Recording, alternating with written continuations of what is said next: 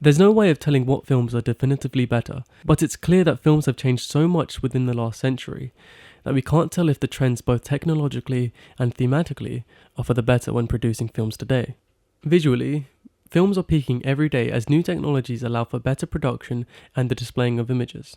Films like Avatar and The Revenant take cinematic storytelling to a new level, with both new and amazing technologies, as well as the perfection of some of the most basic camera work possible. However, it could be said that there is a lack of storytelling in these films, as well as a lot of other films today. Films made in the 1940s would focus very predominantly on storytelling, with a lack of technology that we take for granted today. It was up to filmmakers to engross the audience with a gripping story that, while could still be told cinematically, there were limits to what films could do. For example, film required a lot of light. There was no native colour to film stock, and it was expensive to shoot films that required sets. Although it had been invented before, it's the 1950s that colour film began to be a norm, as it started to fade out black and white film in the industry. I feel like it could be seen as an unfair fight between the ages of film. All of the techniques that we use today were established by filmmakers who would experiment with different styles of filmmaking. It's true that films produced today are widely based off their predecessors, and so would often automatically be a homage to the previous films. The first Star Wars film, A New Hope, was based quite a bit on the film Seven Samurai. There has been so many comparisons between the films, in terms of story and the way that it looks, that there is a clear similarity between them both. George Lucas has said many times that without the inspiration of Akira Kurosawa, the director of Seven Samurai, that Star Wars may have never been made. The discussion between old versus new mostly comes down to favourites. Of course, everything is subjective to the audience. Films are always made for the time that they're being released. It's hard for an audience member to look at a scene that's been made in a different time. With different cultures and norms, dialects and values, there is a line that blurs the way that an individual looks at a movie without first understanding context. With different values, the audience might not understand the film or possibly even be offended by it.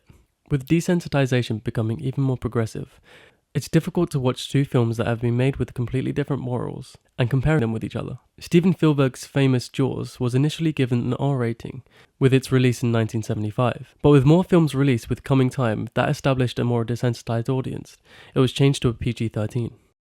With all this being said, I would like to compare two films that have been made at entirely different times, but also stand up against each other in terms of cinematic storytelling. Now, this is my own personal opinion, which I'm sure many people won't agree with, but there are a lot of similarities that these films and their directors have with each other. Orson Welles and Damien Chazelle were both very young when they made their second film, that turned out to be a masterpiece. Both of these directors have different passions other than filmmaking, though both in entertainment beforehand. Orson Welles was a fan of radio and theatre, as well as Damien Chazelle being a fan of music. There are some differences, however I feel both of these movies can stand the test of time. The films I'm talking about are Whiplash, made in 2014, and Citizen Kane, made in 1941. Both films utilise camera work that engrossed the audience in a story that intensely acted and incredibly well told. Citizen Kane was praised as one of the most ambitious and innovative films ever made, and has been listed as many people's top films of all time. It's certainly a spectacular film that utilises a lot of the same techniques as Citizen Kane, introducing two main characters from the very beginning that express their attitudes and ambitions. You follow the main character Andrew Neiman as he struggles to become the best he can be, while putting up with his overly aggressive teacher, who will only accept the best possible version of him. Citizen Kane establishes a mystery with its beginning going over the life of Charles Foster Kane. It uses techniques such as shallow focus, slow motion, and close-ups to tell the audience what's important within the scene. It has a non-linear narrative that's told throughout the film as reporters try and get his story. Well, at least that's the basic version of it. I want to point out two parallels within these films.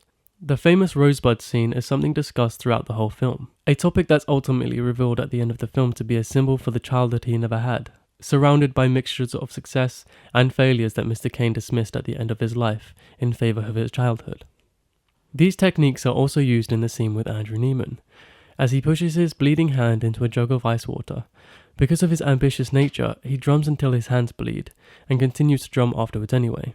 The blood engulfs the water just like his obsession of becoming the best has engulfed his life. The symbolism used for both films I think has been done very well. The production, writing and editing are both of equal strengths. I do feel, however, that more modern films have an aesthetic that's appealing and somewhat more realistic to the eye, which I enjoy a lot more. As I said before, it's difficult to appreciate a different time that the film was produced, and so it can only have a certain effect on the viewer. There may be a problem with style over substance today. However, I think ultimately storytelling is still a powerful tool being used today, with the combination of the best camera work we haven't seen yet. But then again, that's just my opinion. That's all I have to say about this topic. I know you're all gonna have a different opinion to me, so please let me know in the comments. If you want to see more, you can subscribe to see a video every week. My name is James Hayes, and thank you for watching.